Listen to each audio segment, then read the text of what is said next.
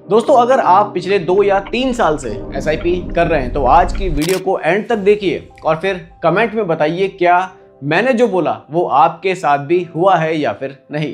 क्योंकि मुझे लगता है कि इंडिया में एसआईपी करने वाले 10 में से 8 लोग एक ही जैसी गलती करते हैं।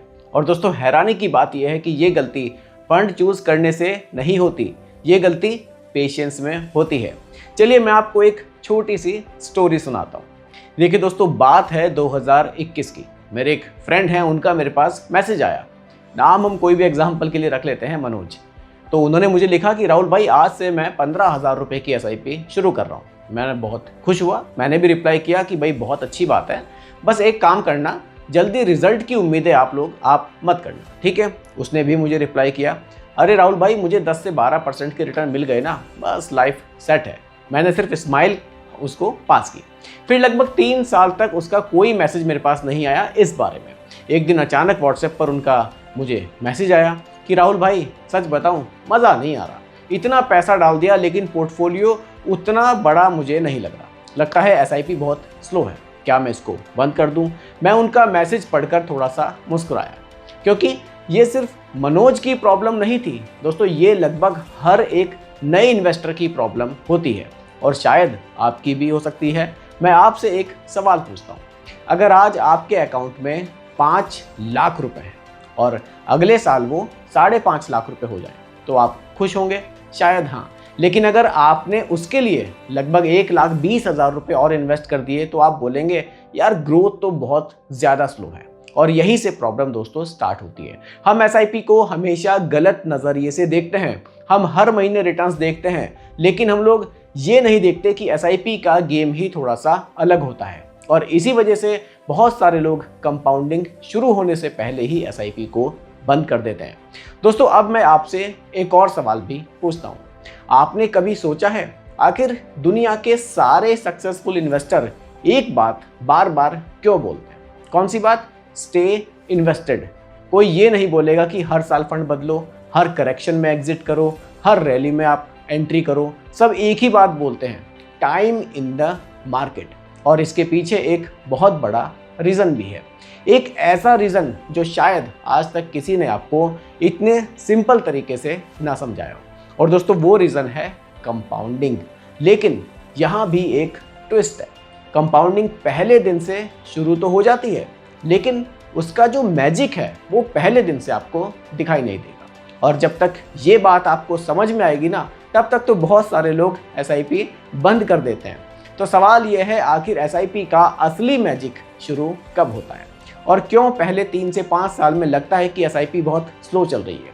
इसी का जवाब आपको यहाँ मिलेगा और उसके बाद आप अपनी एसआईपी को बिल्कुल नए नज़रिए से देखना शुरू करोगे। दोस्तों, अब ज़रा 1 मिनट के लिए इन्वेस्टिंग को आप भूल जाइए और अपने बचपन में हम लोग चलते हैं। याद है जब हम लोग साइकिल चलाना सीख रहे थे, पहले दिन क्या हुआ था? साइकिल को संभालना एक बड़ा मुश्किल काम था। उसके बाद कुछ दिनों बाद क्या हुआ? थोड़ा सा बैलेंस बना और फिर कुछ दिनों बाद थोड़ा सा कॉन्फिडेंस आना शुरू हुआ और लगभग 1 से 2 महीने बाद क्या होता है? साइकिल खुद ब खुद चलने लगती है। कंपाउंडिंग भी बिल्कुल ऐसा ही है। पहले कुछ साल आप साइकिल चला रहे हो, उसके बाद आपको साइकिल चलाती है और यही 90% इन्वेस्टर गलती कर देते हैं। मनोज की स्टोरी अभी याद है जो मैं आपसे बता ही रहा था। उसने 3 साल बाद बोला, राहुल भाई एसआईपी में मज़ा नहीं आ रहा। तो मैं उससे सिर्फ एक सवाल वहाँ पर मैंने उससे पूछा था कि मनोज, आज तक तुमने इन्वेस्ट आखिर कितना किया है? तब उसने मुझे बोला था कि लगभग मैंने 5.5 लाख रुपये इन्वेस्ट किए।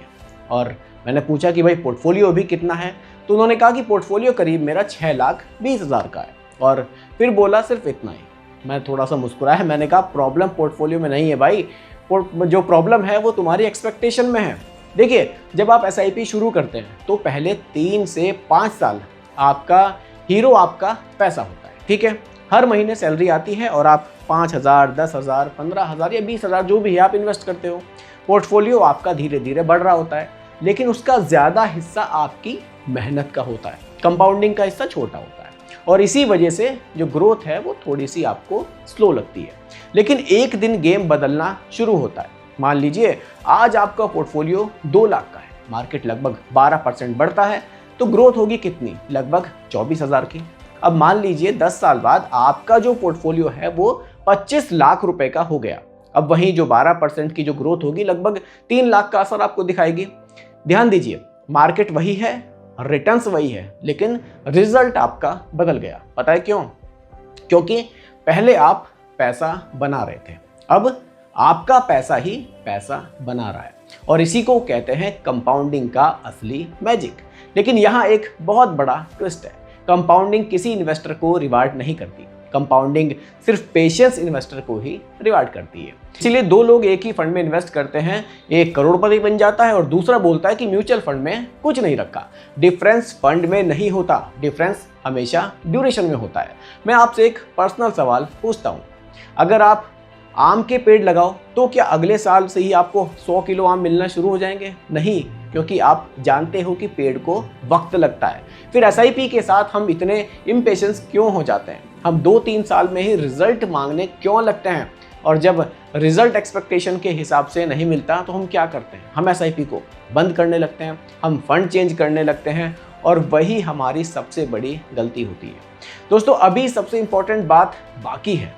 अगर कंपाउंडिंग इतनी पावरफुल है तो फिर कुछ लोग 20 साल एसआईपी करके भी बहुत बड़ा कॉर्पस क्यों नहीं बना पाते, और कुछ लोग कंपैरेटिवली कम इनकम के बावजूद भी करोड़पति आखिर बन कैसे जाते हैं?